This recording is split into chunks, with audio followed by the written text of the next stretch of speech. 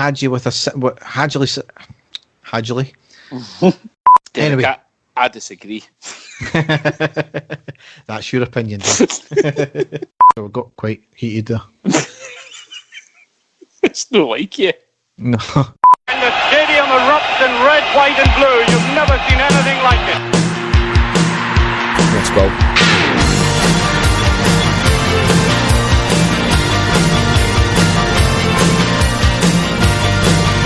Manchester, brace yourself.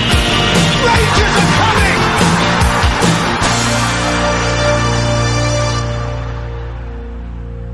Hi everyone and welcome to the next episode of the Are You Ready podcast. As ever, I'm your host Derek and with me is my co-host Dave. How are you doing, Dave? Derek, I'm very well. I've just came back for a wee trip to Spain there. I've got my sombrero and my fake t-shirts and football tops and everything like that. And, apparently nobody knew that I was going. I was able to keep it completely quiet.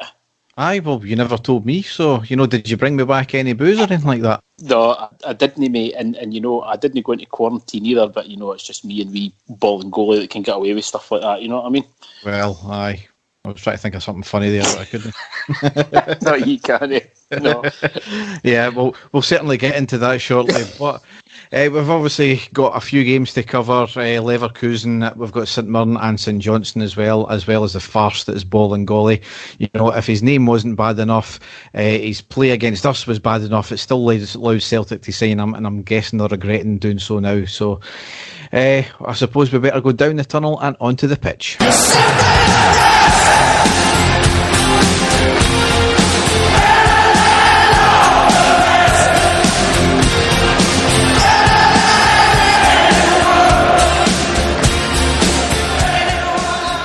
So the first game we've got to cover is unfortunate game. It was Thursday the 6th of August. It was away to Leverkusen in the second leg of the Europa League last 16 where we lost 1-0 and we lost 4-1 on aggregate.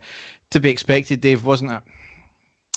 Derek, it was. We spoke about it in the last pod and I said that I was expecting us to get beat.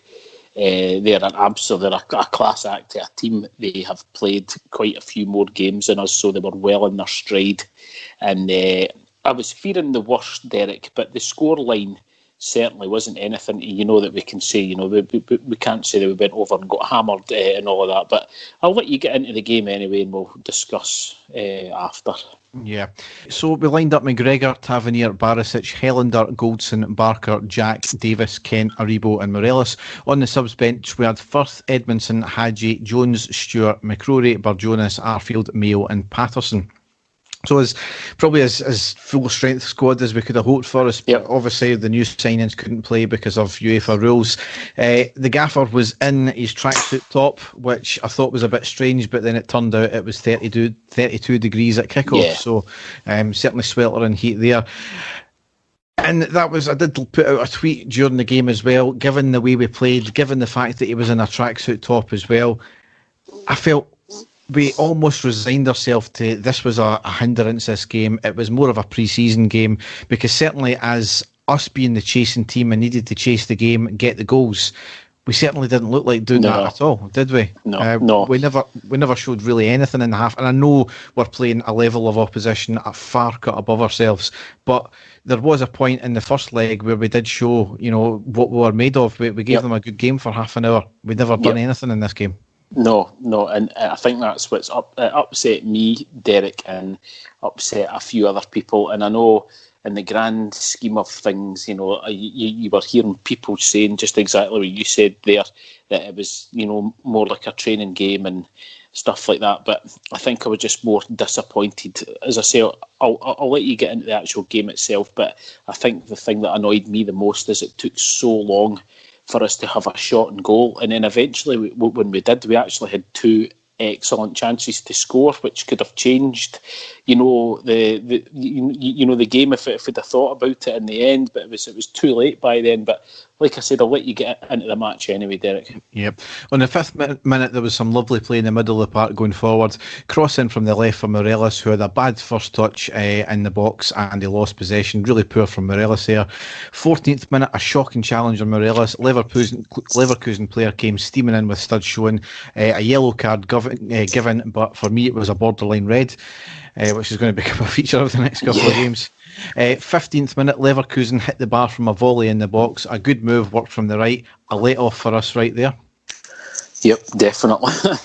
22nd minute, Leverkusen played a long high ball up the middle through our defence, beat the offside. Their attacker went 1v1 with McGregor, who had narrowed the angle, and a Leverkusen player put it just wide of the right post. Another massive let-off there. Probably well done from McGregor to narrow the angle enough, but it just shows you, once again, one long ball up and it outdone us. Yeah, and I've really, as soon as it hit it, Derek, I thought that was it. I thought it was in, and the fact it just scraped past was a huge let-off at that point. Yep.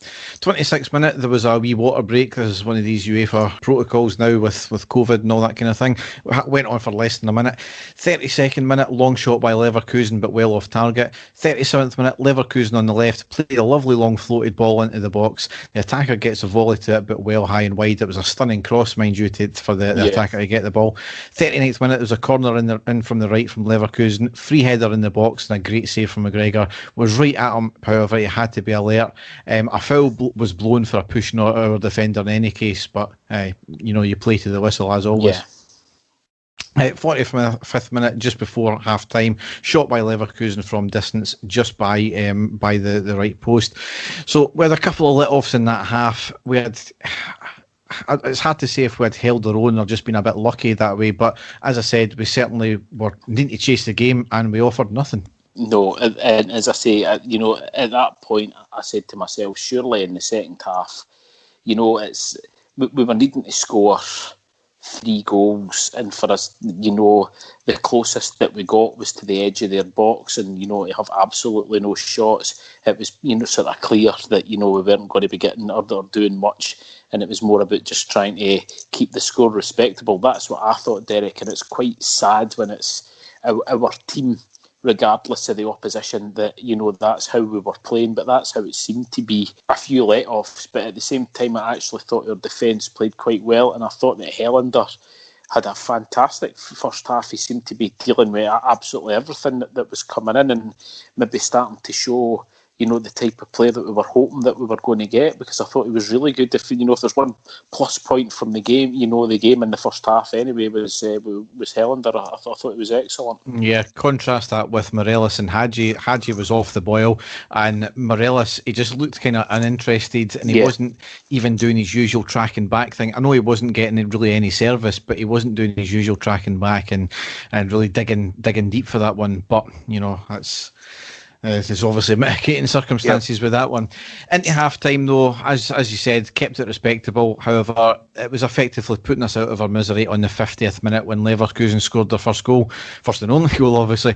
It was a long ball through the middle. Leverkusen attacker ran from the right side past Tavernier, who wasn't tracking him, got in the middle of the box, picked up the ball and hit a shot into the back of the net. Some tremendous pace from the attacker there. Poor from Tavernier, which we'll get into as well.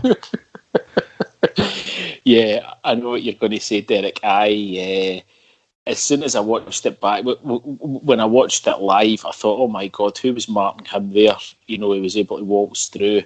Obviously didn't watch him where he was going. It turned out to be Tav. But as I say, we'll speak about that later on in the fallout that there was after that.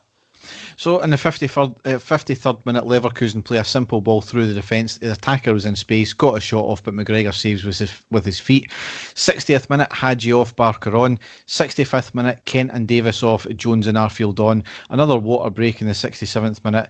70th minute, free kick from the right near the corner flag. A lovely cross in. Goldson gets his head to it at the back post and cleared off the line. Really unlucky there. Yep, and that's the first shot and goal that we had, Derek, out of the game, and he was really unlucky not to score it as well. Yeah, exactly. I mean, that was the thing about the Leverkusen goal. Still didn't change our game plan. We still had to score 3 goals. Yes, it just meant that the 3 goals would have taken any extra time, Yes. But, so unlucky there. 76th minute, Morelos and Tavernier off, Patterson and Stewart came on. 80th minute, Leverkusen playing keep ball, went back to their keeper who tried to play out the box. I can't remember who it was. One of our players nipped in and got the ball off him. He got the ball to, I think it was Stewart on the edge of the box, who has a shot, however, deflected wide. The ball just wouldn't fall correctly for us at that point. If Stewart had just have looked up at that point, Derek, all it was taking was a 5-yard pass to the left, and he had Scott Arfield completely unmarked to put the ball into an empty net, because I was screaming at the TV when he'd done it, just to pass it to the left. That's all he had to do, but he selfishly took it himself. I don't know if he maybe just didn't see Arfield, but he was in acres of space just waiting for the ball to be rolled. And, Derek, that's 2 excellent chances in a few minutes. And if those 2 chances go in, the game changes completely, don't they? Absolutely, yeah. And that's what was getting me. I thought, we had done nothing up to that point, and to be fair to the substitutes that came on, they actually played better for us going forward than, the sort of so-called first team did in the whole of the first half and half of the second half. I think the dynamic of the game had changed as well, because I'm pretty sure Leverkusen used all 5 subs in quick succession as well towards the tail end of the second half, as they rightly should. They were they're pretty much certain to win it. However, I did think that I'm not sure if we came more into it or they just came back off. They taken a step off and it allowed us to get a wee bit more forward. But it was as much of a muchness now anyway. Aye. In the 92nd minute, it was a quick break up the park on the left. Barisic with a shot on the edge of the box, forcing the keeper into a good save. The keeper did have to take 2 bites at it. That is one of the type of things, though, if we were, 2-1 and we were taking our chances in the first 2 chances, that could have been a decisive moment there, but it was not to be. So ultimately, that's how the game ended. We went, as I said, we went out 4-1 on aggregate. It's undoubtedly that, Leverkusen are a cut above us. If the first leg hadn't happened and it was a 1-game shootout, I'm pretty sure the game plan would have been completely different. There would have been a chance then. Or if we had kept the first leg at 2-1, then it was certainly all to play for there. One of these things, I'm not going to chew the players out for the performance. I know there's a lot of mitigating circumstances. It was their first competitive game back in 5 months. The European run this year was absolutely nothing. It was nothing short of phenomenal. The players certainly done themselves proud. We never disgraced ourselves in any game whatsoever, and the players need to take a lot of pride with that one and show what they can do when they play as a unit and when they stick to the game plan. Yeah, it's. Last year's European run was incredible as it was, Derek. But to go even further this season in the same circumstances with the amount of qualifiers and everything we played, Derek, something really to be proud of.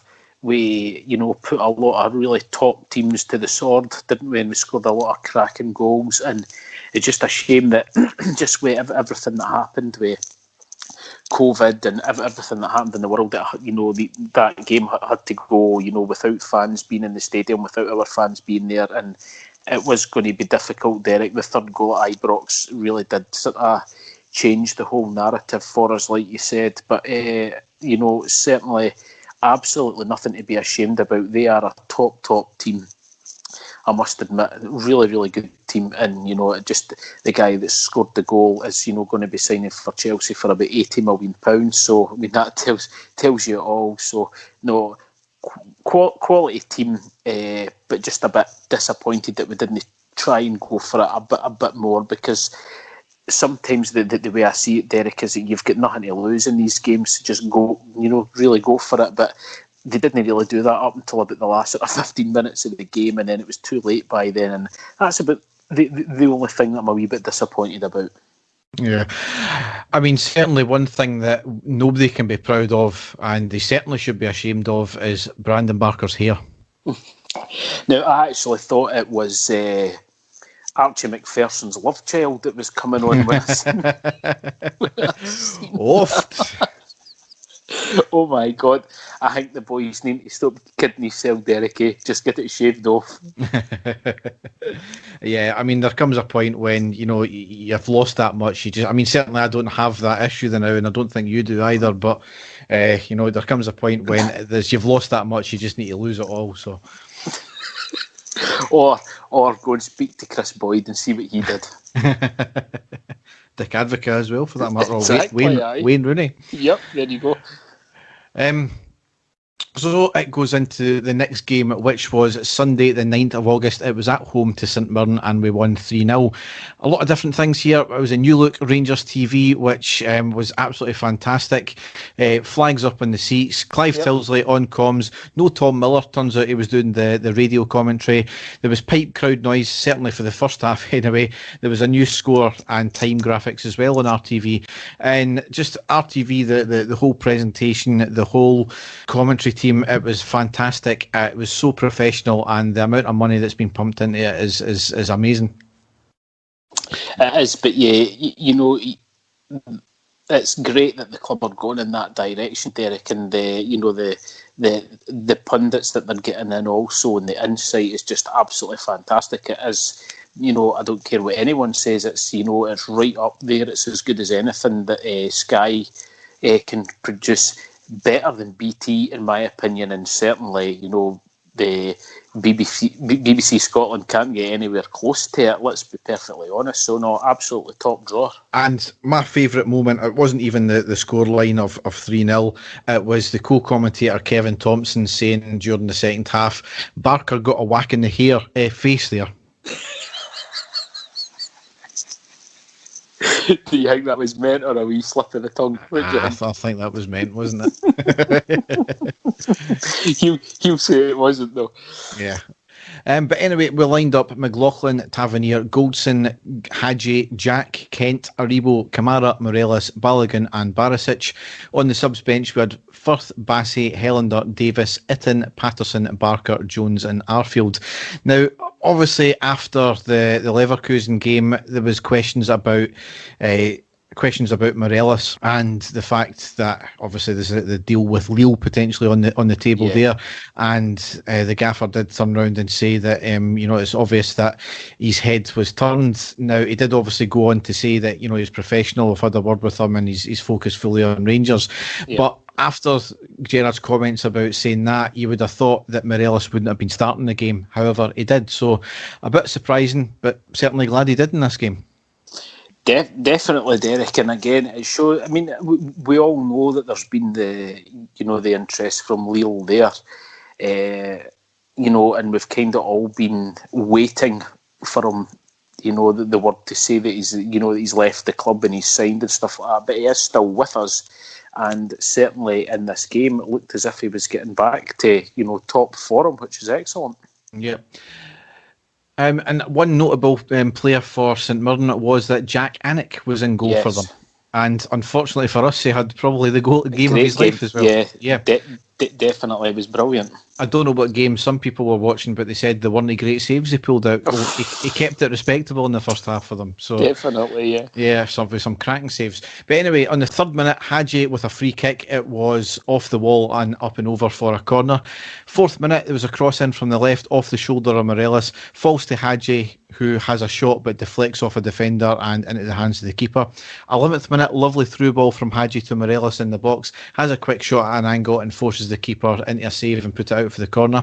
13th minute, good pressure ending in Aribo having a shot on the right from an angle, and it was fairly comfortable save for Annick. 14th minute, Aribo on the right side, crosses to Morelos in the box, in the middle, who controls it, turns and has a great snapshot, forcing a great save from the keeper out for the corner. A very, very good chance there for Morelos. And fortunately, we did go a goal up on the 23rd minute with an OG. We had some constant pressure, a few shots deflected out the box. Morelos picks up the ball on the right side of the box, tries to shoot, maybe it was a cross, I'm not too sure. It was deflected into the back of the net off the defender. Goldson was right behind the defender anyway, so had it not done that, it would have probably went right to Goldson and he would have bundled it over the line. But we'll take it any which way it comes. Definitely, yes. 26th minute, another great save from Anik after a great shot on the edge of the box. 30th minute, Tavernier down the right plays a quick ball on the ground into the box. Anik Alerton got the ball, and just as well he did, as Morelos was sliding in right at the back to meet the ball in an empty net. 31st minute, Aribo robs the ball off the dithering defender, passes to Kent, who has a blistering shot just by the post. 37th minute, corner knocked away, but only as far as Tavernier from about 22 yards, who controls it and then has a blistering volley that dipped right in. It was going into the back of the net, but another great save from Anik. And regardless of what a few folk have said, Anik did have to move for that ball there. I definitely, Derek. It was dipping. You could see that all the way. No, I thought Anik was brilliant in the first half, actually. Yeah, and that's how the half ended. Certainly, that was a great shot from Tavernier as well, and a great control in the first place. But that's how the half ended. Disappointing. We never got the second goal, but that's one thing that differed with this game with a lot of the games of last season, is that we were putting the keeper under a lot of pressure and he was having to work. Last season, and even into the St Johnstone game we'll get into next, we weren't doing that, putting the keeper under pressure. So much like the League Cup final we played against Celtic, you can't legislate for a keeper having the game of his life. That's right, yeah, I know, but as I say, we did get the breakthrough, Derek, which was the main thing, and we were completely controlling the game. It was a constant attack throughout the first half, wasn't it? It was just constantly Rangers on the attack, and we did get the goal there, and the only thing that I was thinking was hopefully it was just going to continue in the same vein in the second half, but thankfully it did. Well, it did, but not until after the first 5 minutes, where it was a bit shaky, certainly for the first 5 minutes. And I don't know if the fact that there was subconsciously in the players' minds that they maybe knew that there was no crowd noise for the second half getting beamed through RTV as well. It was just the non-crowd noise of the stadium. But anyway, in the 46th minute, St Mirren had a cross in from the left to the back post. McLaughlin tried to palm it away, but he misjudged it, ended up coming to the St Mirren player at the back, who had a shot, and McLaughlin had to be alert to block it. 47th minute, there was a free kick on the edge of the box for St Mirren, up and over the wall, and McLaughlin was aware and saved. Pretty much a routine save, but it was hit with quite a bit of pace. We did get a grip of the game after that then. At 52nd minute, Kent walks the ball from the right side of the box to the centre, has a shot on the edge of the box, and went just high and wide. 54th minute, Hadji was similar to Kent 2 minutes before, working the ball from the right of the box to the centre, hits a weak trundling shot on the deck, but it was comfortably saved by the keeper. 52nd minute, a lot of possession on the edge of the box, ended in a couple of 1-2s with Morelos, ended in him having a shot deflected, was going goal bound, but a good save by Anik to knock it away. We cross it back in, and Morelos gets his head to it, but it went back over the bar. 61st minute, a lot of possession again, getting the ball down the left, cutting back on the edge of the box. Kent backheels it back out to Kamara, who had a powerful shot from 27 yards, but went well wide. And fortunately, on the 69th minute, we got the elusive second goal with Morelos scoring. There was a corner in from the right by Tavernier. Morelos with a powerful header down into the ground and into the back of net. Great delivery, great header, great goal. Yep, just in the right place at the right time. Derek did everything right, but as you say, it was a great ball in, and really pleased for Morelos to finally score. We've been kind of willing him on to score for a long time, and I think you could see the relief on his face when he did score it, Derek. He was, it just completely changed him after that, because I think he was looking really confident and just exactly what he was needing. Yeah, well, maybe that must have been the case, because in the 73rd minute he scored his second goal of the game and we went 3-0. Ball from Aribo to Barisic on the left-hand side. He drives the ball forward, takes a bad touch, but manages to get a cross off at the touchline. Keeper gets a touch and goes under him, falls right to Morelos, who really just had to tap it into the empty net. As easy a goal as you want to score, and delighted for him. Yep, definitely. The old Ali McCoy's just sort of 2 inches off the line there, but went in a bit fortunate. It went through the goalkeeper, through the defender, and straight to him. But again, great sort of attacking, determinating play by Barisic there to put the ball in. And, he's just in the right place at the right time, and 2 goals. And that was us on easy street after that, Derek. So, no, really good, really pleased. Yep, and that was his last effort of the game, because a minute later Morelos, Jack and Aribo came off, Itten, Arfield and Davis came on. 78th minute, Kent and Barisic came off, Barker and Bassey came on, and in the 91st minute Anik had another good save after Bassey had a close range shot. So certainly can't argue with that. We were never in doubt to lose the game. Even the 5-minute wobble we had after half time, we never really looked like losing the goal. Long may that continue with the 3-0. Yeah, definitely. So this is when it kind of all kicked off. I think it was either that game or the game before, but we're going to dub them the Aberdeen 8. 2 players tested positive for COVID in the Aberdeen squad. 6 others who were in close contact with them also had to self-isolate, and their next 2 games were postponed. But funnily enough, the game after that was against Celtic, and they were due to play them despite having 8 first-team players down. Yes. There's sporting integrity for you. Turns out all 8 players were at the pub after the Rangers game, which was one of the pubs in Aberdeen with an outbreak of COVID. So quite rightly, they've been absolutely slammed for this. Footballers are ultimately protected in all of this. They're getting tested twice weekly.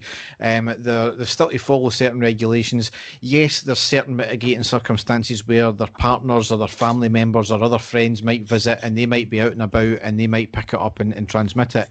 But it's no excuse for players to go out and do what they've done. And quite rightly, they've been shamed. The Scottish Government had a big go at them as well. And, ultimately, it's not only Aberdeen that lose out in this respect. It's the teams that they're due to be facing as well, because they need to reschedule games. Which apparently, according to Doncaster at the start of the season, that we had 34 slots for games. 33 of them are filled, so we've only got 1 spare game. Instantly, straight away in the second weekend, we're fucked. Yes, exactly. And why should teams that have followed the guidelines, Derek, have to be punished as well? It's absolutely shocking. I think what has angered the Aberdeen fans more than anything else, though, Derek, is the fact that all these guys were out on the piss after they got beat by Rangers. And let's be honest, we completely dominated that game. I know there was only the 1 goal in it, but we completely outplayed them from start to finish. So I think that's what annoyed the Aberdeen fans more, was the fact that they'd got beaten and then they were all on the town and this happened. But, just completely irresponsible, Derek, isn't it? And, you go out, these guys are players in that city. So to go out expecting them, a group of 9 of them to go out and think that they could get away with it with nobody knowing, recognising them and knowing that they were there, it's absolutely, stupidity at the highest level. Well, we've moved from stupidity to just downright criminal as far as I'm concerned. What's transpired with Celtic and Bolingoli is nothing short of a disgrace. The next 2 Celtic games have been postponed because Bolingoli has went to Spain for a day. Apparently the Celtic players were all given a couple of days outside of training, and he decides to fuck off to Spain for a day. Who goes to Spain for a day? Fuck's sake. He never self-quarantined for 2 weeks after, and he was in the squad that played and went to Celtic's travels to Kilmarnock. He's been rightly slammed all round, even from Celtic and Lennon. The Celtic statement, however, then went on to claim that Celtic have led the way in working with the football authorities and the Scottish Government to establish the most rigorous, effective protocols and working practices, which ultimately led to the resumption of football. Mm-hmm. We could have done no more in this area. Uh-huh. What the fuck? Where are Celtic, specifically Celtic and Celtic alone, done anything in relation to COVID guidelines or anything like that? There's been nothing of it. So for them to come away with that, it makes their whole statement like, we're sorry, but we're not sorry. Exactly. But that's the way it is. It's the whole thing, Derek, is they cannot be criticised in any way, shape or form. And, they're as bold as brass to basically come out and say that. Can't he blame us? Nothing to do with us. We've done everything, end of, and it's quite incredible. But again, it's not surprising in the slightest. And the fact that they're not getting slammed by certain high-profile figures in the Scottish football game is absolutely shocking. There's been a few odd murmurings, but the fact that he could have put so many people at risk, Derek. Yeah. As you say, is criminal. I don't care what anybody says. It's criminal what he got away with. And these guys are in a bubble, Derek, a playing bubble with a group of other people. You're trying to tell me that not one person knew that guy was going away to Spain? Not one person. You're trying to tell me that not one person knew that even if he wasn't going to Spain, but that he's came back for being somewhere. Also, are you trying to tell me as well that somebody in an airport hasn't recognised him, especially in Scotland, getting on a plane as well? And it just stinks to high heaven to me, Derek. And I was also trying to find out as well what professional football clubs' position was when it comes, especially a club like Celtic, who are regulars in European competition. I was under the impression that clubs would have to know everything there was about a player's passport, when it was going to be expiring, using it for when they were going to be playing a European game, which Celtic will be soon, to make sure that they've got accommodation sorted and all the tickets for planes and everything like that. I would have thought that Celtic would have had a stronger grip of players' passports than what they did. Maybe I'm talking rubbish, Derek, but I'm thinking I'm thinking more of what they would have to do, especially a club like Celtic that are playing in European games. I thought there would have been a stronger grip on a player's passport by the clubs than that, but maybe I'm completely wrong. I don't know. I don't know if you've ever heard anything like that, Derek. But I've no idea. I would like to think that would be the case, that they would want to, be able to check all these passports, keep a hold of them, or do checks. Because as I say, when you've got a big European game, what happens if your star striker's passport's going to be expired and they didn't know, or they'd forgot about it, or they needed them to book them for flights and they needed to book them for hotel stays and things like that. I would have to speak to somebody in the know, but I just find it very strange that not one single person seems to know anything about it at all. And maybe the bosses and that didn't know, but there wouldn't be somebody that would have known, Derek, especially when he came back. And again, if that ever comes out that was the case and it was covered up, then it's pure, it's criminal, just exactly like what you said, Derek. Aye, I mean, well, he was fined, I think, £480 by Police Scotland, so he has got that. But I mean, it's not really the point, is it? I mean, it's. On your note about getting noticed at the airport, he was actually photographed with his £2,000 Louis Vuitton, suitcase. I mean, the fine is fucking pointless. It really is. He's getting fined £2,000. He's getting fined £480 when he's got a £2,000 suitcase. I mean, come on, to fuck. But I mean, Celtic, obviously, that means the Aberdeen game for them is off now. Celtic's next game will be against, I think, is it Reykjavik in the Champions League qualifiers. They're playing it very. I mean, this is the big thing, and as you kind of alluded to there, surely somebody at Celtic would have known that, and they've maybe been trying to cover it up, because the UEFA guidelines are extremely strict when it comes to this. And if your government they've basically said, if your government put you on lockdown and you're not able to play games, then you're expelled from the competition, as what's kind of happened to, I think, the team Linfield were due to play. Two of their players contracted COVID. They're obviously had to self-isolate, as what Celtic players should have been having to do now, because everybody in close proximity was meant to lock down, and they would have needed to forfeit the game. So this is what the crux of it is. I mean, Celtic fans, though, and even Andy Walker and certain sections of the media have been at pains to try and link this breach to us. And with the supposed breach at Dundee United and then Motherwell we played, that was a paperwork exercise where, again, we followed the guidelines, which the SFA have already admitted were a bit woolly.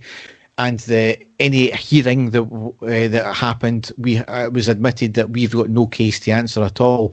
Celtic fans have also made up stories that our players and management were on nights out after the Aberdeen game and they were in nightclubs, etc., etc.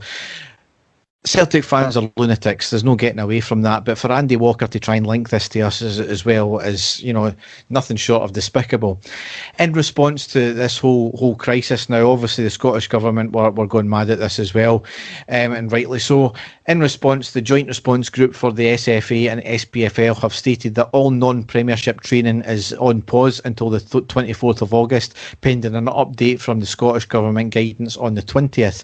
This means that Hearts, who got back into training on the 3rd of August, have to stop training, which is an absolute joke. It really is. The response group have also stated that they're going to tighten their sanctions around breaches, and they'll announce that tomorrow, which will be obviously today. So this will include existing breaches as well. So there could be sanctions for Aberdeen and Celtic in relation to this as well. God knows what it'll be, but the SFA and the SPFL are off a pally with Celtic, so it'll probably be a slap on the wrist. However, this is what's going to be the kicker, is that Celtic have breached, Aberdeen have breached, they'll get probably a slap on the wrist. Anybody else that's going to subsequently breach, because they probably will do, because football players are fucking thick, they'll get hammered. So we'll wait and see to see how that pans out, but that's a joke. In relation to the Hearts thing, Hearts have released a statement today and tonight. I've commented it already. I agree with it 100%. They've said that they've incurred costs now because of, they were allowed to start back training. They were the only team that agreed to start back training, even though every other team were allowed to. They've incurred costs. They were told now it's unfair because there was some other teams wanted to start back and they weren't allowed to, so Hearts now have to stop training as well. Hearts have then said we'll now consider our options. As I've said on Twitter tonight, I am fed up of teams, including ours, when it comes to the SFA and the SPFL saying that we will consider our options. 13 teams shown that they wanted an investigation into the SFA and the SPFL in relation to the handling of the vote. So there's at least 13 teams that know that the situation is an absolute joke and the SFA and the SPFL are lying to themselves and they'll make things up as they go along. It's now about time that the clubs actually act on this. I don't know what their options can be. As far as I'm concerned, boycotts of games should now start happening until something can be sorted out in proper governance. Once again, it's thrown into the limelight that we've got two governing bodies running the Scottish game. We're not a big league. We do not need to have 42 teams. We do not need to have two governing bodies running this bloody league, do we? Definitely not, but it's been like that for some time, Derek. There are too many people in high-powered positions that basically don't want to give up what they've got. There's far too many fingers in the pie, Derek, as far as I can see it.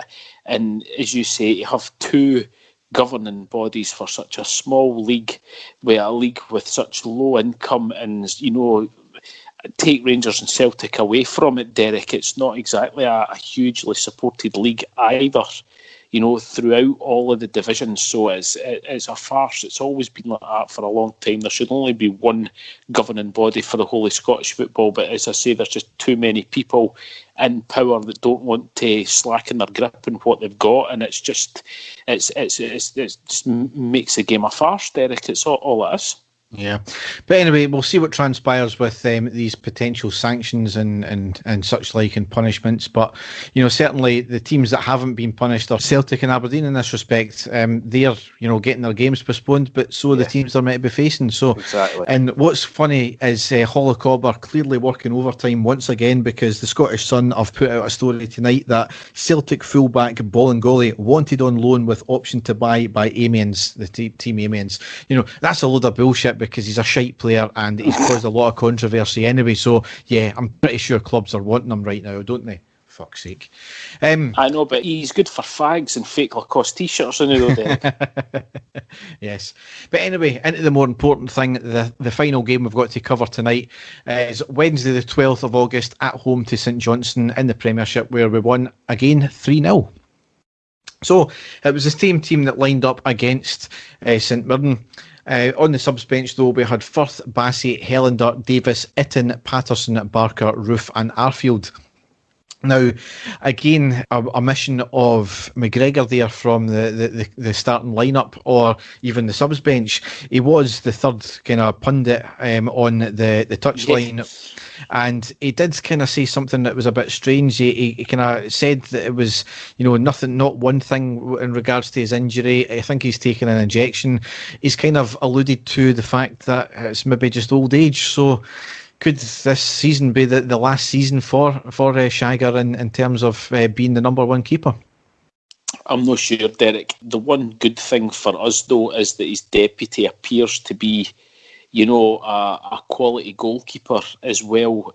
So I wouldn't be, if it was the case and it was McLaughlin that was going to deputise, certainly by what we've seen of him so far, I don't think we'll have many worries because he certainly does look like a very competent goalkeeper. So we'll just have to wait and see what happens with that one. I mean, I'm still, in everyone's eyes, McGregor's still the number one goalkeeper, but as you say, he is, getting to the end of his career, so we'll just have to wait and see. I suppose it's how he feels as well and how his body's reacting these days, but aye. Into the game, on the 5th minute, the St Johnstone attacker sells Balogun a dummy one way and then the other, takes the ball forward and has a shot from 20 yards, but it was a good save from McLaughlin. Poor defending as well from Balogun there.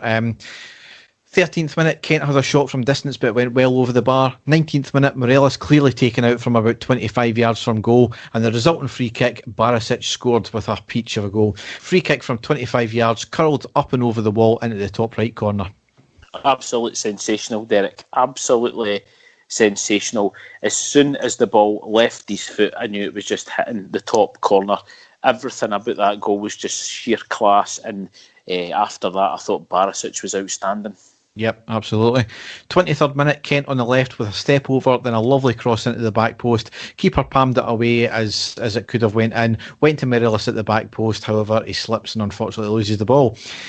26th minute, and the first inexplicable refereeing decision of the night, the St Johnstone attacker, what can only be described as mounted Hadji like a cow in a field, making him fall to the ground from about 25 yards from goal. No foul given whatsoever.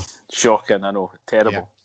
29th minute, a lot of possession, good movement, probing in and out. The ball fed to the right to Tavernier, passes to Morelos, who had his back to goal, collected the ball, quick turn and shot, but went well over the bar. 31st minute, good play, working the ball from the centre to the left with Kent flashing a cross across goal. Goes to the back post, tried to loft the cross back in but headed out for the corner. Corner comes into the box, however eventually knocked away, but only as far as Tavernier at the edge of the box, who has a shot and blasts it high over the bar. And then probably the most inexplicable decision of the game by the referee on the 42nd minute, Aribo on the left wing, clearly getting dragged back by his shirt. The referee gives a foul against him. See, some things didn't change, Derek. No, absolutely not. However, we did get that second goal on the 46th minute, just in the first minute of injury time, with Ryan Kent scoring. Aribo to Hadji in the middle of the park. A lovely pass out to Barisic on the wing. First time cut back into the middle of the box on the deck, and a first time shot into the back of the net by Kent. Lovely all-round move by the team. Yeah, great start to finish, Derek. Really crisp passing, and then eventually when it dropped to Kent, hit it first time, sort of low curling shot past the goalkeeper. Absolutely brilliant move and a great goal. And Kent, I thought he had a really good game as well for us, and excellent instinctive strike by him in the back of the net. So brilliant stuff. Yeah. So other than the first kind of 15 minutes where it was a bit sluggish, St Johnstone maybe slightly shaded it, we were then fully in control of the game and 2-0 up at half time. Can't ask for much more, despite us not really making many chances. Yeah, it was Rangers played well enough, Derek, but again, not a lot of urgency in our play, but that was really pleasing for the fact that we still scored 2 goals, 2 excellent goals as well, without really going sort of all out attacking, just sort of slowly controlling the game, weren't we? And still probing and pressing here and there, but not really sort of battering them. But to go in at half time comfortable like that was excellent, without us really going sort of full pace. So that was pleasing as well, Derek. Yeah.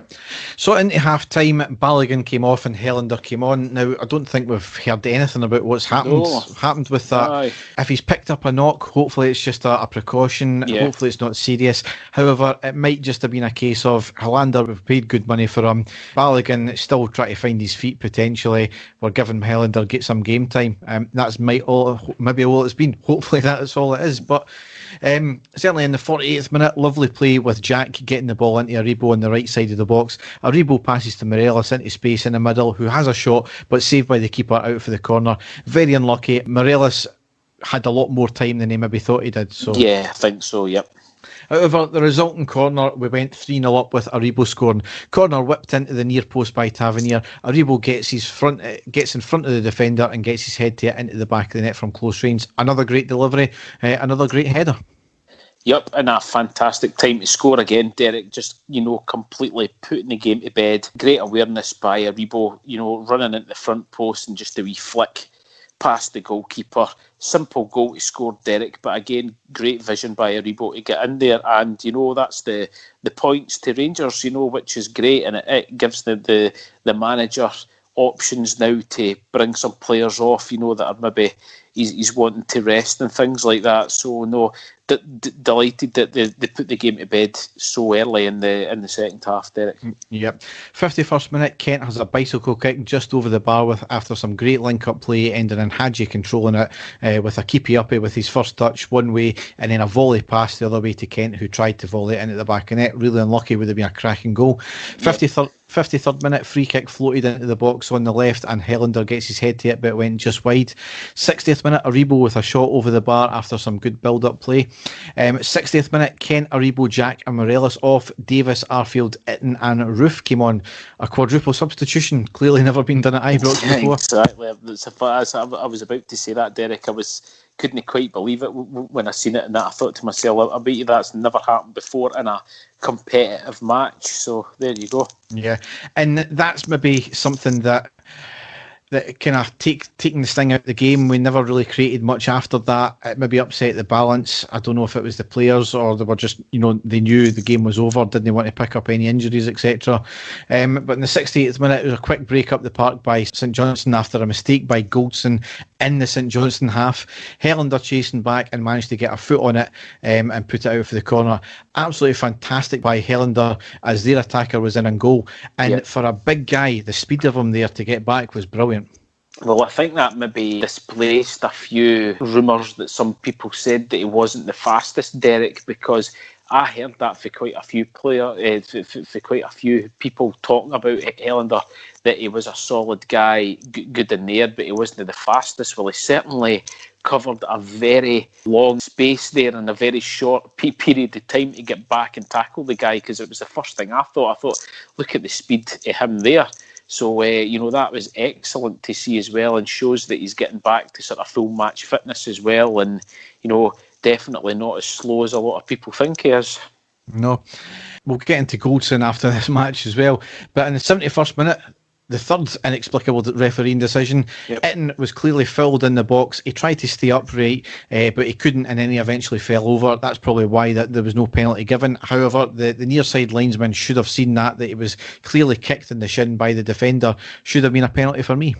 Definitely. I think I text you straight away there, Derek, to say that he was maybe a bit too honest in staying on his feet, because the vast majority of folk would have went down there, and, quite rightly so, it was a clear penalty as far as I saw. But, again, as you say, another baffling decision that we didn't get. Yes, and to round out the baffling decisions, 7 minutes later on the 78th minute, an absolute shocker on Roof, leading a player was leading in with high studs into the groin area. Fortunately, it never connected fully. It kind of more or less skiffed him. However, it should have been a red card, only a yellow given. Absolutely disgraceful challenge. He was going in at full pelt. You cannot get away with that in this day and age. You couldn't have get away with it before. No. And once again, fans of other teams try to make out that that should never have been a red card in the first place, and why wasn't Roof given a yellow card or a red card as well? No nonsense, Derek. You could see quite clearly his leading foot was well up. The studs were up. His other foot, it was. Although maybe not a clear 2-footed tackle. It was both feet that were going right through, but certainly studs up, and that could have caused a serious injury, Derek. So I agree with you 100%. Definitely red card for me, but again, the referee sees it different for some reason. I don't know why. Yep. 80th minute was a save by McLaughlin at close range. 84th minute, Roof with a shot just inside the box after it and fed the ball through. However, it was saved by the legs of the keeper. And to round off the game, the 90th minute, lovely tenacity by Hadji to retain the ball just outside the box. Lovely turn to receive it and then take it past the defender on the left-hand side. Hits a shot but hits the side net, and so unlucky there. Really. So, yep. 3-0 without really getting out of second gear. Some people disappointed, including Gerrard. I would quite gladly take performances like that and winning 3-0 every single game. Like I said, Derek, that's quite pleasing for me for the fact that we didn't play at full speed. If you like, it was more of a, I'll not say training game, Derek, but I do feel that we could have upped the gears a couple of, at least two gears up for us, and could have got another few goals if they'd have really went for it. But again, scoring 3 goals when we're not particularly playing that great is fantastic, because we all know what happened last season. If that had been last season, or certainly at the end of last season, and we'd have been struggling like that, I don't think we would have scored. So it is very promising that that's still happening when we're not playing, that great. But at the same time, though, Derek, we did control the game from start to finish. Let's be honest, St Johnstone gave us a wee scare at the start of the game, but the rest of the time we did control it, completely. But really pleasing to get the goals, and I thought Barisic was absolutely outstanding the whole game from start to finish. Yeah, right. So I want to get into my first rant of the night. It's quite clear that there's extremes of views on social media, but once again there are players that you just can't touch in terms of criticising them. Now, Tavernier got a lot of criticism after the Leverkusen game because he was the marker. He could have either take the guy out or just mark him better or track his run. He never done anything. And I know the player is apparently the second fastest in the Bundesliga. That doesn't really make any difference to me. Yes, he's a great player, but there are basics that you do in football fields. Tavernier never done that there, and we've always said his defending is suspect. So if a player makes a mistake, then quite rightly he needs to get called out on it. Not personal abuse directed at the player, but like what we've all done, and just say Tavernier was at fault there, he needs to do better, etc. That's when his defenders came out. All the excuses were made. Put it this way, Barisic is the exact same player as Tavernier, but on the left-hand side. Does Barisic get the same amount of flack that Tavernier does in terms of mistakes making? No, because he doesn't make the same mistakes as Tavernier. Tavernier makes various mistakes throughout a game, and not all the time does it cost us goals. Same with Goldson. Last night in the game, or rather 2 nights ago in the game against St Johnstone, twice he lost the ball in possession that let St Johnstone in on goal. And fortunately, our other players were more switched on to gather up the ball and make the defence of the play for St Johnstone there. But the same 2 players keep making the same mistakes time and time again. Now, Tavernier last night played well. However, his corner delivery, apart from the goal, was diabolical, or what seems to be diabolical, because more often than not, his corners wouldn't beat the first man. I don't know if that was by design. It certainly didn't look as if it was. People called him out on that, or people commented that on social media. Yet once again, his defenders came to his aid and said, but he set up the goal. Well, yeah, that's correct, but it still doesn't detract from the fact that the rest of his corners were shit. So I don't understand the constant defence of players when sometimes they do need criticised. And it was the same with Halliday as well.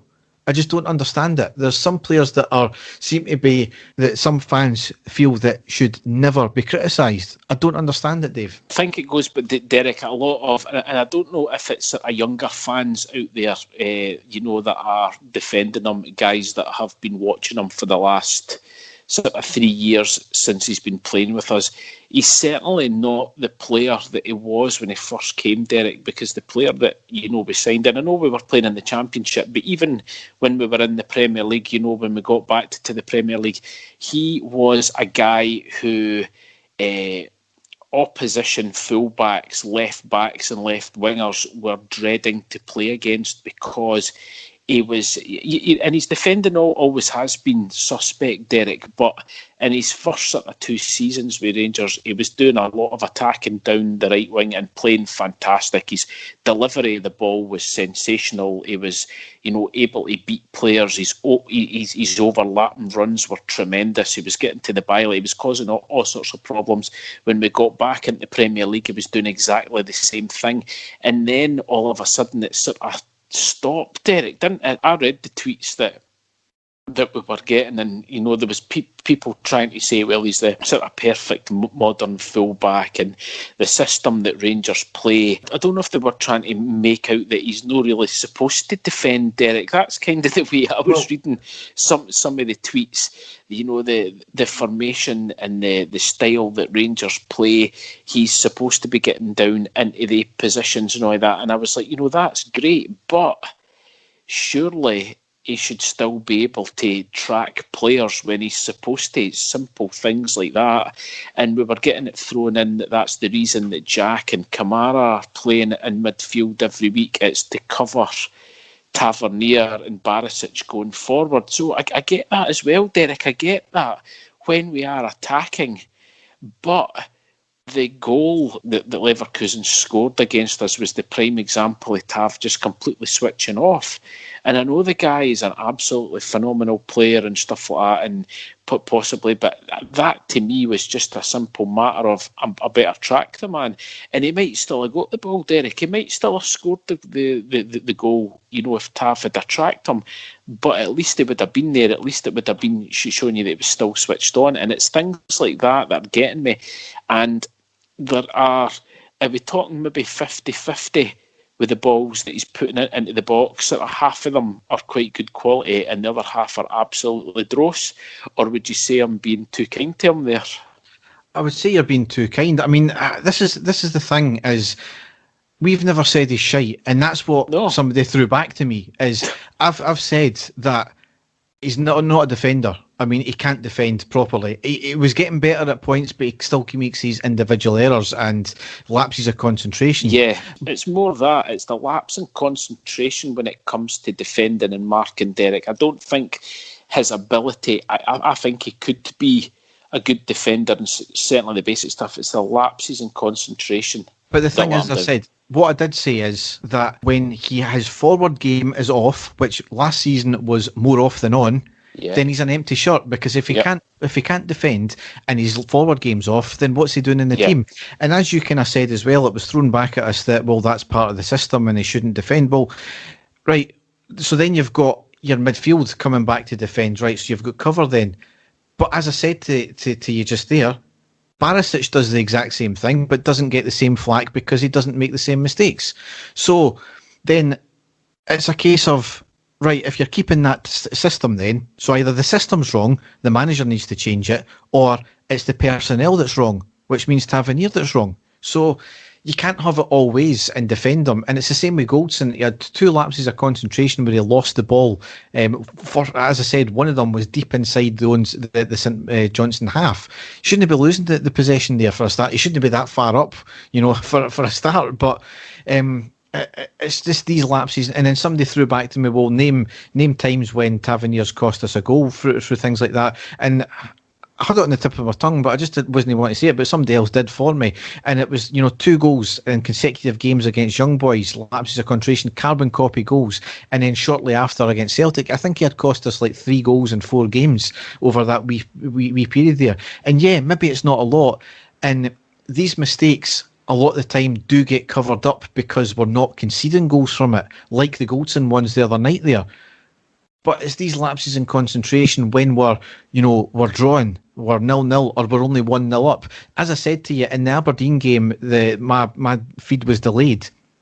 And my mate turned round. My mate said, "For fuck's sake," on our group chat, and I thought it was because at that very moment, Tavernier had lost the ball in midfield and Aberdeen were attacking. So that's the kind of things. All it taken, it was a fine margins with that game. Even though Aberdeen done fuck all, it's the fine margins that oppositions can do fuck all, as they done most of last season against us.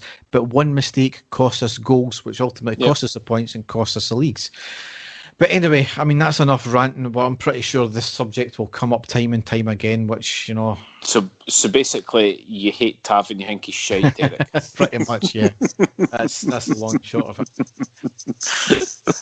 But anyway, it rounds out a very good position in the league anyway. Yes. Played 3, won 3, drawn 0, lost 0, scored 4, conceded 0, goal difference +7, 9 points on the board. We're top on goal difference ahead of Hibs, who are on 9 points too. Ross County next on 7. Celtic are on 4. They've played a game less. Obviously, one game was postponed. It means we're 5 points ahead of them. And the more significant thing is, we win our next 2 games, we will be 11 points ahead of Celtic before they play in the Premiership next. Yeah. I know that they will probably still end up winning the games, but it's a psychological advantage. They still need to... It's better having the points on the board than having to play the games. Yeah. We've never been in that position before, since coming back. We need to keep this up. We need to keep winning. And it will turn around on Celtic quite quickly if they drop any more points. So can you imagine being 11 points down, in terms of, and then actually having the chance to claw it back and not doing so? It's a massive advantage for us. Definitely. And dare I say it, Derek, is the lack of fans actually helping Rangers at the moment? Because what sprung to mind myself, and I'll be perfectly honest as well, sitting, especially in the game against St Mirren, where, we were absolutely all over them and we had scored the 1 goal, but the second goal just didn't seem like it was coming. Would a packed Ibrox, people getting a wee bit frustrated, tell on the players slightly? Or am I just overthinking this? A lot of people have said that, but we were still having the same issues at away games last year as well. And to be quite honest with you, if the players fold like that when there's scrutiny in the stadium, and granted some of it is completely over the top, as I was mentioning about social media, but if the players fold like that when they're getting a wee bit of scrutiny in the stadium, then there's no wonder we've never won the league with them, and we'll never win the league with them if that's the way they act. So I think it does slightly play into it, but they're professionals. Some of them have been highly rated internationals. I would hate to think that is the main reason why we've had a different effect. But Dave, it is only 3 games into the season, so it's too early to say, to be honest, because we won, apparently, if going looking back on it, we had won our first 7 games in a row in the Premiership last season, so who knows? Okay. But clearly you think that is the case. No, it didn't actually spring to mind until someone actually did mention it on, I think it was Twitter that I read it, and I thought to myself, maybe, especially some of the younger players, it would maybe play on them if there was people doing a lot of grumbling and stuff like that, and oh God, the pressure's really telling and stuff like that we need to get the second goal. I know everything that you're saying, but I don't know if possibly in some of the people's minds, or maybe some of the guys who, if they were to make a mistake and there would be a few people on their backs as well, it's not happening when the crowd aren't there. Because there's been a few players recently. I mean, let's be perfectly honest. Hadji's been really off his game in the last few games, Derek, and although I think he's a tremendous player and a great talent, he's been off his game. It would be strange, or I would wonder what would happen if there was a crowd there, if there was a lot of people, maybe giving him a wee bit of hassle because he wasn't playing well or whatever, if that would change things or not. But it's all hypothetical anyway, Derek. But I a good wee sort of talking point that I was thinking about. Well, it leads us into the next set of games in August. With Sunday the 16th of August away to Livingston. That's a 4:30pm kickoff. Then it's Saturday the 22nd of August at home to Kilmarnock. That's a 3pm kickoff. And then Saturday the 29th of August away to Hamilton in the Premiership as well. That's a 5:30 kickoff. 2 plastic pitches out of 3, so... Yeah. So, now it's time to move on to the classic match. And then it is! The final whistle's gone. Rangers have won the European Cup Winners' Cup. So, Dave, you've got another goal bonanza to go over again, haven't you? Sorry, mate. Yeah, it was.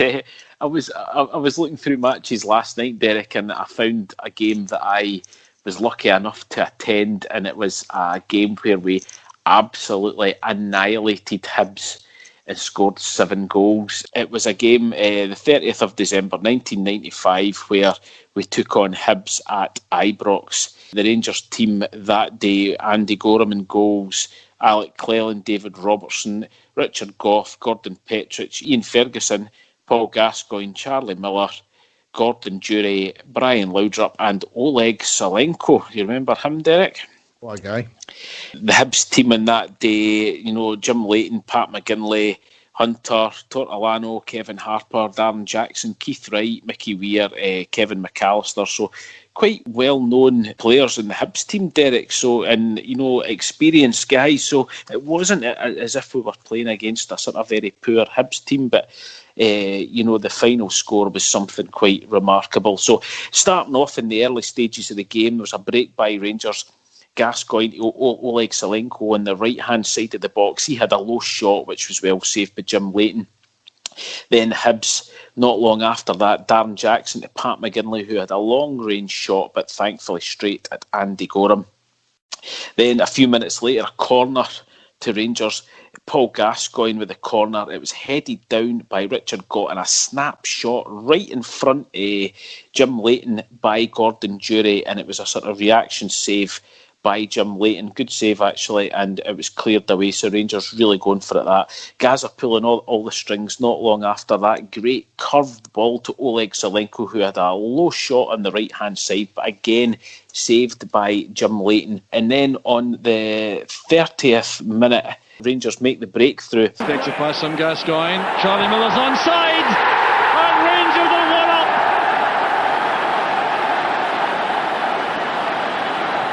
Superb finish by Miller. Hibs caught square here. Durie's pass, he was onside on the evidence of that. And this time Leighton had no chance at all. Gordon Durie, who picked the ball up on the halfway line, and he spots Charlie Miller making a run through the middle, and he plays a fantastic curled ball along. He was behind him, but the way that he played it, fantastic through ball, curled, and Charlie Miller ran through at the edge of the box. Jim Leighton come running out, and he just sort of dinked it past him and into the goal to make it 1-0 to Rangers. A great finish there by Charlie Miller, but a fantastic ball by Gordon Durie. And then Rangers extended their lead just about 10 minutes later. McAllister under pressure now from Laudrup, who steals the ball from him. Attacks Hunter. Still in possession, Laudrup. A chance on this time! Durie with a second. All down to the wing magic of Brian Laudrup, who won possession from Kevin McAllister initially. Then tempted and teased Gordon Hunter, who was a bit of luck here. Laudrup got the break of the ball from Hunter that time. But the cross was superb from the byline. Helped on there by Salenko, and Durie an open goal. Brian Laudrup, who actually steals the ball on the left wing, he turns Hunter in one way, then another way, and then floats a fantastic ball into the box. Oleg Salenko jumps up to try and get his head onto it, but that actually just flicks it to the back post, and there's Gordon Durie with a diving header, slams the ball into the back of the net to make it 2-0 to Rangers. Just before half-time then, Paul Gascoigne with a great chance. Gordon Durie was on the right wing and he sees Gaza running through into the box. He puts a low cross right to Gaza's feet, who rounds Jim Leighton but takes it too far and out for a goal kick. I think if Gaza had just hit it first time, he would have had a surefire goal. Really, really should have scored. And in that actual segment of play, Derek, it was the infamous Paul Gascoigne yellow card. Well, he wanted an extra touch, Gascoigne. Was sure to have scored, you'd have thought. For the first time effort, carrying a yellow card, which must have been dropped by the referee. So Gascoigne shows the yellow card to Douglas Smith. Well, I have to say, I think there's a little lack of humour there. I can't really understand that. It was a light-hearted moment, and I really could see no disrespect or show of dissent there. Gordon Jury making the point, but Gascoigne, remarkably, has been booked. Noise around us right now is the referee Douglas Smith, who chose to book Paul Gascoigne, who had retrieved his yellow card for him, held it aloft, and the referee saw that as a mark of disrespect, justifying a yellow card being returned. And I think the referee suffered from a lack of a sense of humour there. There was no malice in that, I thought, but referee Smith saw it differently, and that's why he's getting such treatment, leaving the field at half-time. There was Gaza getting back to his feet after putting the ball too far. He spots a yellow card lying on the ground and walks over to the referee to hand it back and puts it up as if he's shown the yellow card to the referee, and the referee turns round and books Paul Gascoigne after taking the yellow card back off him. Do you remember that incident? I don't think anybody can forget it. I mean, absolutely ridiculous. Scottish referees shafting us even back then. That was, probably one of the biggest farces of all time. I mean, the guy was basically handing it back to him, and the referee hands it back to him, but with an actual booking. Complete and utter farce. But there you go. That was half time. Just after that, and the referee came off, and to be fair to the Hibs players, including Jim Leighton as well, he was over to the referee basically telling him how much a farce that was that he got booked for that. But the referee was having absolutely none of it. Absolutely shocking. But into the second half, Hibs probably with their only chance in this half, and there was a header from a cross from Keith Wright, which Andy Gorham tipped over the bar.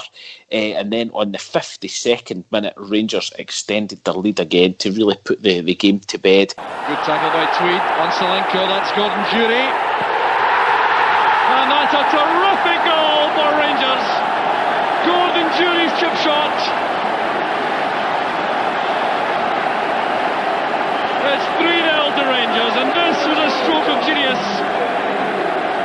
The layoff there from Gascoigne at the edge of the area, and just look at that from 18 yards from Gordon Jury. It may have taken a slight deflection, and Leighton could do nothing about that. Brian Laudrup, who again steals the ball off of the Hibs defender. He passes to the edge of the box. The ball sort of sticks, and Gordon Jury comes in, hits the ball and dinks it. It takes a slight deflection, but the way that the ball goes up in the air and just dips right down into the top corner of the net. Jim Leighton, absolutely no chance. Rangers with their third goal there. Not long after that, it was a free kick from Paul Gascoigne. Steps up, a low curling shot, going into the bottom corner, but a great save by Jim Leighton to keep the ball out and keep it at 3. But then on the 63rd minute, an absolutely sensational goal by Rangers. Well, peaked footwork again from Gascoigne. He's away from Hunter. Charging into the area now. Oh, that's a classic. That's a classic from Gascoigne. Being warned to stay on the field there as he celebrates. Well, his performance all after has been brilliant, but this was an outstanding goal away from Hunter. Now, challenging any Hibs defender to stop him. Dancing his way past defenders and leaving Leighton Hill. Brian Laudrup with the ball again, passes the ball to Paul Gascoigne in midfield. He's back to goal. He turns and runs with the ball in one movement. It's quite sensational how he done it. The ball comes to him and he just flicks the ball up with the defender, completely rolls the defender, keeps running, runs into the box, beats one man, goes the other way, beats the other man, and then just hits an incredible curling shot into the bottom corner. Absolutely fantastic. Classic Paul Gascoigne. Tremendous goal to put Rangers 4-0 up. But the goals didn't stop there, and Jury actually gets his hat-trick on the 74th minute. Jury with a hat-trick. He's done it. has turned into a rout for Rangers. And Gordon Jury released here again, superbly by Laudrup. Onside, going at pace, playing the ball early, past Jim Leighton. Again, the man who's just pulling all the strings for Rangers, Brian Laudrup, instrumental once again. He passes the ball through the defence. Gordon Jury picks it up on the right-hand side of the box and just slots it under Jim Leighton to make it 5-0 to Rangers. Absolute rout at this stage, but again, it was not finished there because in the 83rd minute, Rangers got a 6th goal. Salenko.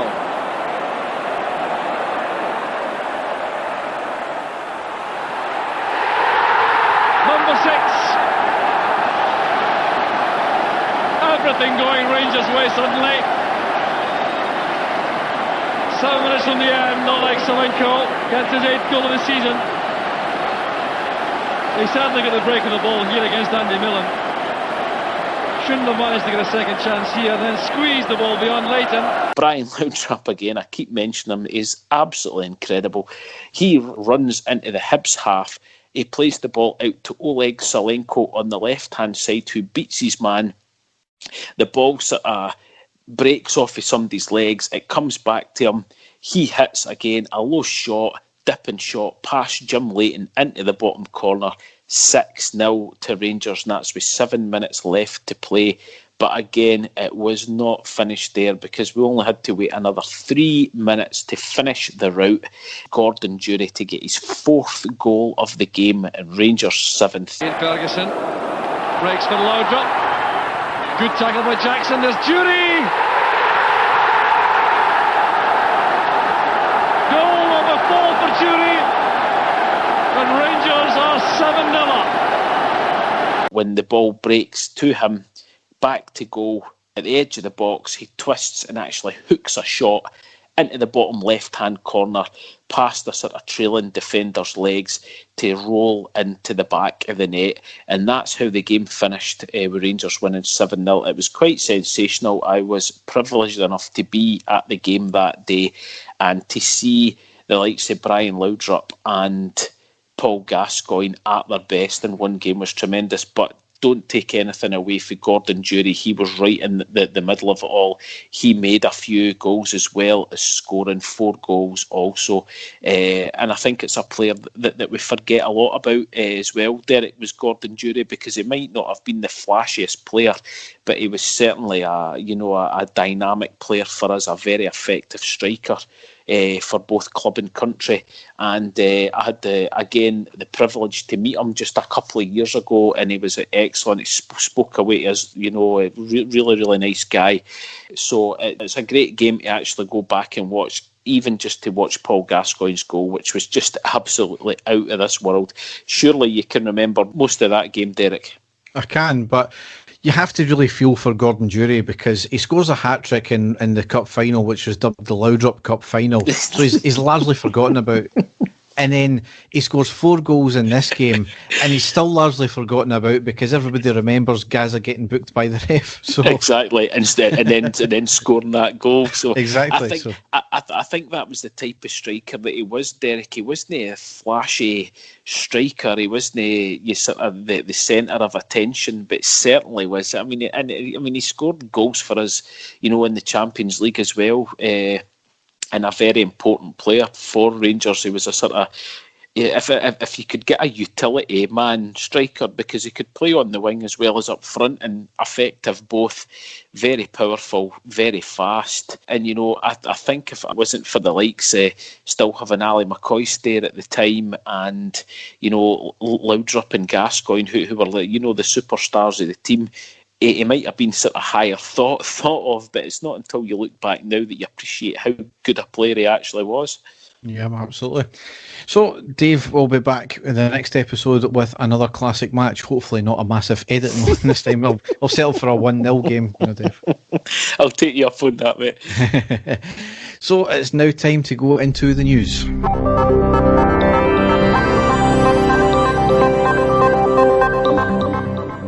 So a few bits and pieces to cover in the news as always.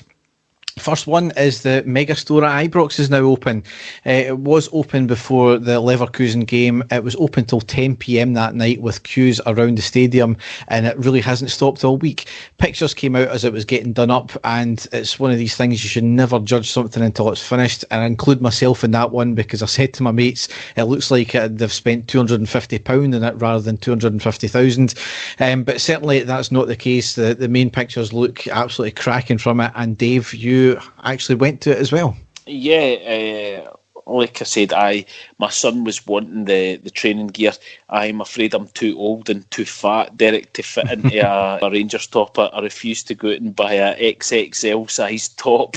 I'd rather be a lot thinner. But I'm pleased that I've got my son, who's wanting to buy stuff. But unfortunately, Derek, I stood in that huge queue waiting specifically to get the training gear, and they never had any in his size. But so I was a bit disappointed in that. But certainly had a lot of stuff there, Derek. It's all laid out, and the staff were constantly coming through for the stock room with more stock to go on. So it looked as if it was well stocked at all the strips, which was excellent. It's a big space, just the same size as the old superstore, but they've used it a lot more sensibly because they have everything right round the walls to give people more space. And just because of the social distancing, Derek, as well, there's not a lot of people allowed into the shop at the one time. But the queue, if you're planning to go through like what I did, I had to wait in the queue about an hour. It was away past the Argyle suite, but the queue was constantly moving, so it didn't seem as if you were, queuing that long. But there's certainly the amount of money and the amount of stuff that people were buying.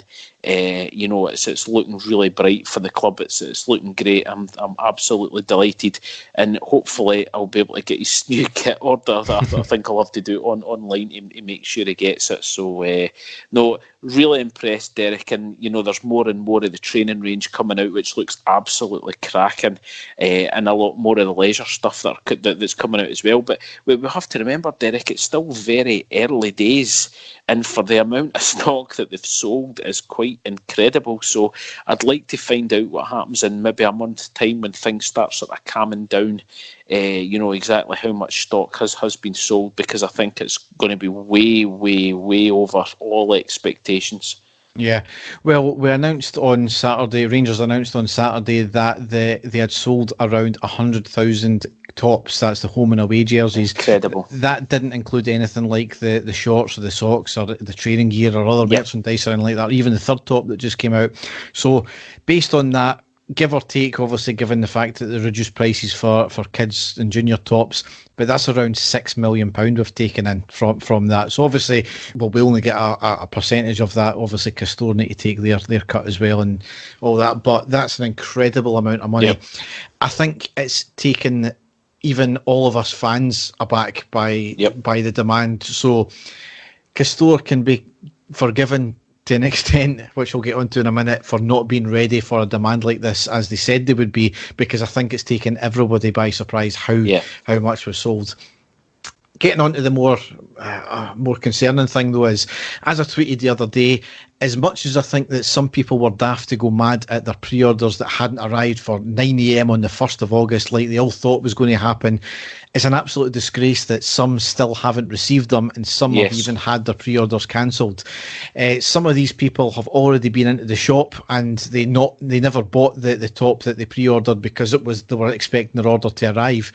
It needs sorted pronto. I know there was a couple of issues with Hermes, and they've now denied anything that's happened, but it's still something that needs sorted out. Even if they had it delivered and there was issues in terms of being damaged at all, that at least they got delivered, and then they can sort it out from there. For them not to even say, right, we appreciate that you're still waiting, we'll cancel your order, here's a credit note, and go into the store and we'll get that sorted out for you there. That's something that could have happened. It hasn't been done.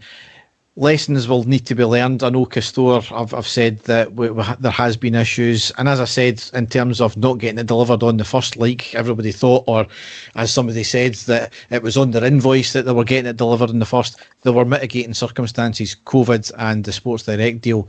I was then accused of having a go at some fans in Yeah, I'll admit, I was having a go at some fans because they were acting like children online. They really were. I get the disappointment, I get the expectation, but it's a £60 t-shirt. We've all waited longer for more important things, and we've not kicked off like some people have did. Then I got accused of just being another Twitter account that's telling fans what to think and what to say. Well, no, that's not the case at all. We're a podcast where we have a Twitter account. We give our opinions. We don't kowtow to anybody. So we give our opinions. You're quite entitled to disagree with them. You're quite entitled to debate us on that. You know, if I will disagree with you, you disagree with me, that's fair enough. Likewise, when Dave puts up with something. But we're not trying to tell anybody what to do or what to think or what to say. We're giving our opinion. That's all we're trying to do. And if my opinion disagrees with yours, then that's just the way it is. And that's life. And we move on. So, as I said... You're right, ranty bastard tonight. So well, you know what? There's this new thing about when somebody disagrees with you, you get accused of you're just trying to tell us what to think. Well, no, that's not really the case. We're giving an opinion. Your opinion obviously differs. That's fair enough. It's called life. So people seem to think because you're a podcast site and you seem to think that you should be saying certain things. Well, no, that's not the case. I'm giving my opinion. Likewise with Dave, he'll give an opinion. So I just think some people, the people that are still waiting and have had their pre-orders cancelled, absolute disgrace, need sorted out pronto. One wee thing that I was wanting to say, Derek, I just wanted to say to anybody out there who is thinking about putting their son or their daughter to the Rangers soccer school. I had my son along at the one that they had in Grangemouth over the weekend there, and I must say it was first class. The coaches were absolutely fantastic with him, and going by getting back to the sales of the strips there must have been about 50 kids there ranging for the ages of about 5 up to about 15, and I think there was maybe only about 6 of the kids there that didn't have the new strip on. And that's without a word of a lie. And even the ones that didn't have the new kit on had the training kit on, which is, absolutely incredible. And then going into the second day, they had the alternative kit on. So there was half of them that had the white away kit on one day, and then they would come in with the home kit on the next again day. And that was when I seen some of the training stuff. And that's, as I say, when my son seen the navy blue training stuff, he was like, I really like that. I would like to get it. But like I said, unfortunately, I wasn't able to get it. But if anybody was thinking about putting their kids into the soccer camp when it comes back up to the Rangers soccer school, I highly recommend it. I thought it was tremendous. Fantastic. It's good to see that they're doing things for the community, because I think back in the day it was always kind of down at Ibrox and they never really used to go outside. I think they had it in the AstroTurf outside Ibrox as well, and it's good to see that they're getting out there, and I think they've done it for a number of years now, haven't they? And it's been all over. There's been one in Northern Ireland, there was one in Glasgow, obviously there was one I think in East Kilbride, and I'm sure they were having one in the east of Scotland, as well as one in the Central Belt, as I say, which was down at Little Kerse and Grangemouth, which was brilliant. And the standard of the boys that turned up, certainly in my son's age group, because he'll be 14 now, there was a few boys they actually recognised for playing cup games against them. And there was quite a lot of boys there for some of the tops at our boys' clubs in Scotland, so the standard was really high as well. And I think the coaches were taken aback by that, how many sort of boys who were experienced players at that age, because they didn't have to go through any basic stuff with them at all. It was straight into really hard going training, which was I thought was excellent. And it's something different for if your boy does play for a team, and my boy thoroughly enjoyed it. And then at the end they got a sort of string bag, with the club badge on it, which is really good, because it's always sort of something, and anybody that's got kids that play sport, it's always something that's really handy, is having a string bag. He got a certificate, and he also got a signed photo of Connor Golson. Random. So, no, it was really worth it. And for only £30, Derek, it was excellent for the level of coaching that they got. And it was on sort of 2 sessions, a 3-hour sessions. So it was great. I sat and, watched the whole thing, and I was really, really impressed with the whole thing. So, it was really good. So I highly recommend it. Fantastic. Yep. So next thing here was that we've now got over 25,000 MyGers members. So think about that in money terms. When everybody was moaning about what you get for it, £1.25 million that's put into the club just on that alone. So that's great. I mean, that's paid for a couple of players, potentially, and with the development fees. So long may that continue. Definitely. Next thing here is pretty much down to our exploits in Europe. Scotland will have 2 Champions League places from next season. So basically the champions go into the 3rd qualifying round, and the second place team that will go into the 2nd qualifying round. If we both do well, Rangers and Celtic, if we both do well in this season's European campaign, it could push Scotland into 10th or 11th place in the coefficient, which would guarantee the champions of the league a place in the group stages. So that shows you, as much as we don't want Celtic to do well in Europe, it certainly does help in terms of that, because it benefits, the champions of the league. So, fuck it, I still want them to get a beat. Exactly. So do I. I can't bring myself to say that. Yeah. We don't need them to get their coefficient up. That's all I'm saying. Certainly not. Anyway, another thing is our 3rd top was launched at the weekend. For me, it's absolutely cracking. Black with orange lettering, badge and piping as well. So certainly if you haven't got the first 2, that's another thing to get as well. So no, that was the one that was that was selling the most when I was in the the Rangers shop yesterday, Derek. That was the one that everybody was getting their hands on. But to be fair, it looked as if they had a big stock of the tops, and they had like about 2 rails, big massive rails fully, the top, but those were the ones that were, everybody seemed to be buying. So I think we'll be seeing a lot of them going about, which is quality. Yeah, fantastic. And the last piece of football news here I've got is papers that had that Hibs had tabled a £200,000 bid for McCrory, and we turned it down. Gerrard has since came out and said both him and Doherty will not be going out on loan again, and if they get bids that are good enough, they will be considered. Hull apparently have been given permission to speak to Doherty. I don't want McCrory to be sold, to be honest, because he was branded the future captain. I think there's quality there. The problem now that we have got, though, is we're now into signing at £3 to £4 million players, that type of quality. I don't know if he's got that type of quality, to be honest. So the way that I'm looking at it, Derek, is there are still a lot of rumours out there, and they are just rumours. There's a lot of rumours out there that there's going to be a bid from someone down south for Glenn Kamara. Now, I would personally think that McCrory's a very similar player to Glenn Kamara. And to be honest with you, when McCrory's on his game, I couldn't really see much a difference between the way that the two of them play. So maybe he's good to keep in there. Still to be seen if when he's actually going to play him, or where he was playing, because I think he's got his settled team at the moment, or the team that he likes. But I see him in that sort of role that Glenn Kamara's playing for us at the moment, and I think he could be very effective there, considering he was playing at right back for Portsmouth when he was down on loan. So for a guy to sit in midfield, to be that sort of defensive midfielder that could go out to right back, to just like we were talking about, to cover Tav if he's bombing away down the wing, I think he would be an excellent player in that position. But again, it's just a matter of him grabbing his chance if he gets it. But certainly a player that we all like and we all know has got the ability and could go on to be a great player for us. Yeah, but I mean, it looks as if it's not going to happen now. So yeah.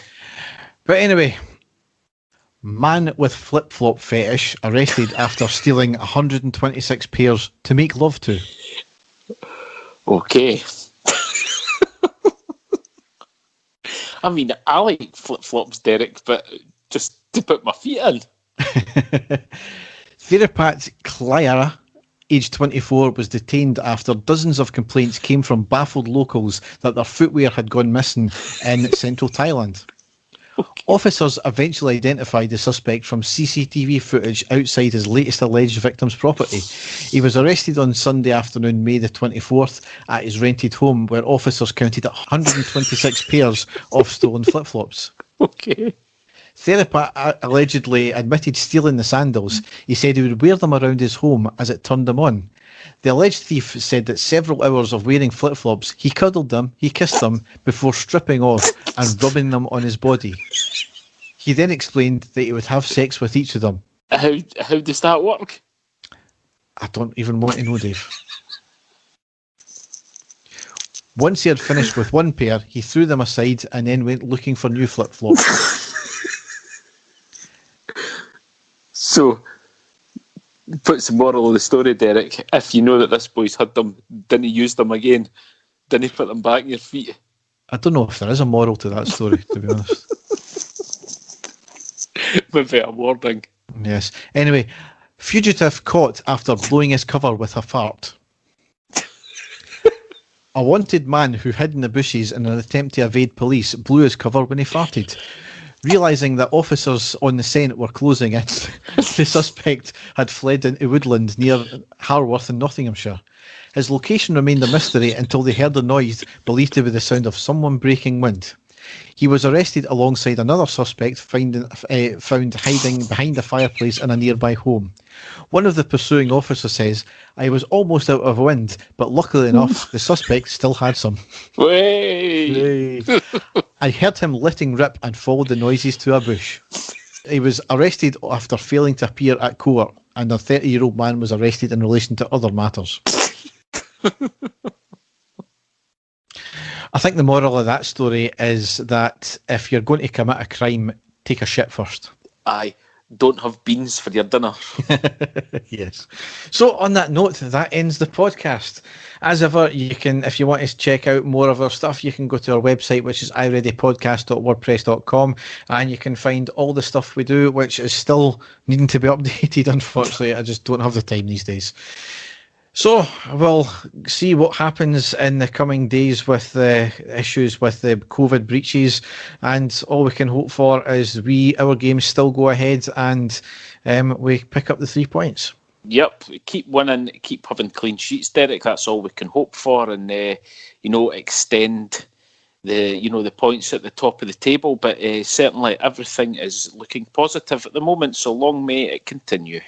Yes, keep our sheets clean, unlike the man caught in the bushes breaking. Exactly. Thanks for listening, and goodbye. Take care, folks. Goodbye. And the stadium erupts in red, white and blue. You've never seen anything like it. Let's go.